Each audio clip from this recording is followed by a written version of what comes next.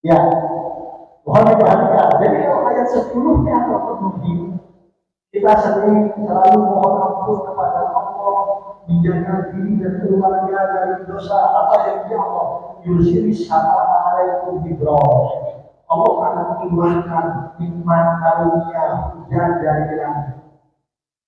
Yang petani, yang pedagang, banyak bergantung pada hujan. Kalau kita bersih dari dosa, Allah menjanjikan bersih sama alaikum bidroh.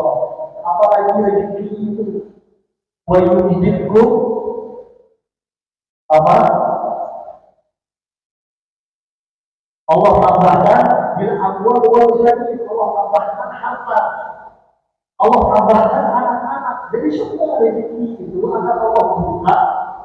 Kalau kita itu semakin mendekatnya Allah, cara yang pertama adalah membersihkan diri dari dosa. Banyak mohon ampun kepada Allah. Yang berikutnya, cara membuka pintu rezeki dengan mendekat kepada Allah adalah memperbaiki ibadah. Mohon dibuka surat At-Tolak akhir ayat yang kedua dan awal ayat yang ketiga. At-Tolak akhir ujung ayat yang kedua dan awal ayat yang ketiga. Allah Subhanahu wa taala berfirman, "A'udzubillahi minasyaitonir rajim. Wa may yattaqillah yaj'al lahu makhraja wa yarzuqhu min haitsu la yahtasib." Akhir ayat yang kedua, dan barang siapa yang bertakwa kepada Allah, At-Tolak, niscaya dia akan memberikan jalan keluar darinya. Lanjutkan kalimat pertama ayat yang ketiga, wa yarzuqhu min haitsu la yahtasib.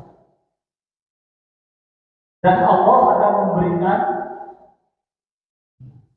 dilanjutkan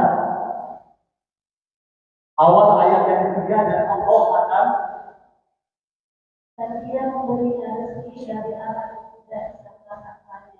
Dan Allah akan memberikan rezeki dari arah yang tidak disangka-sangkanya. Jadi memperbaiki ibadah itu membuka pintu rezeki. Memperbaiki ibadah ini kan mayoritas ibu-ibu. Saya berikan ayat yang tentang ibu-ibu.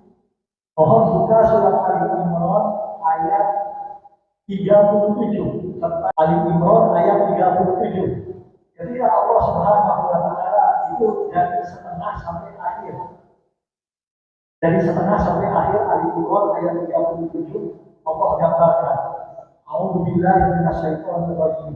Kullama dakhala 'alaiha Zakaria al-mihrab wajada indaha rizqan. Qala ya Maryam anna laki hadha.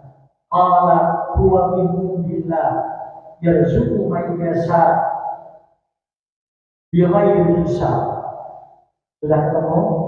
Setiap kali Zakaria masuk ke dalam tempat ibadahnya Sayyidah Maryam, orang ada yang membacakan.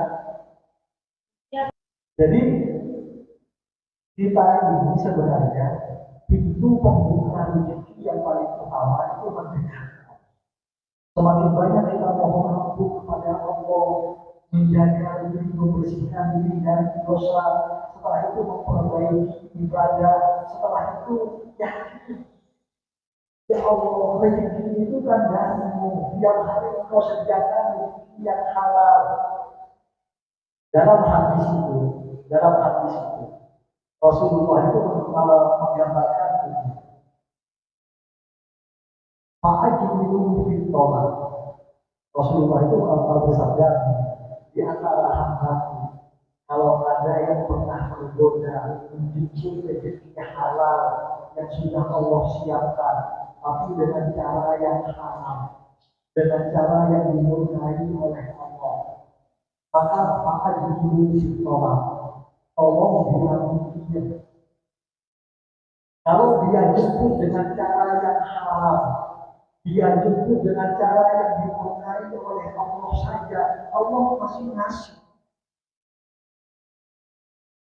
Harusnya dia mikir, apalagi kalau dia jemput dengan cara yang diridhoi oleh Allah, dengan cara yang disukai oleh Allah. Allah bakal ngasih atau nggak ngasih? Dijemput dengan cara yang dimurkai Allah aja, itu ada yang pasti Allah kasih. Apalagi kalau kita istiqomah menjemput rezeki Allah dengan cara yang diridhoi, yang disukai oleh Allah. Allah bakal ngasih atau nggak ngasih? Akan semakin ngasih. Ini keyakinan yang utuh. Kita harus punya keyakinan yang utuh. Istiqomah, istiqomah. Kalau dulu waktunya menang bisnis ini dengan cara yang halal, mungkin ini bukan cara yang terbaik. Aku akan tetap istiqomah menjemput dengan cara yang halal. Kolega mitra bisnis yang lain dijemput dengan cara yang halal. Bu, saya mau cerita. Ini kejadiannya baru saat pagi. Ada pejabat datang ke saya menawarkan, Ustaz, ada bantuan untuk pesantren. Ada bantuan untuk pesantren. Saya tanya, Ibu, gimana prosedurnya? Dikasih gambaran. Saya mohon maaf. Maka saya sampaikan.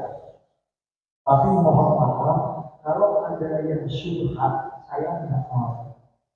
Kasihan santri-santri kami, kalau tempat belajarnya, asramanya, kelasnya, alat labnya, segala macam itu dari rezeki yang tidak halal.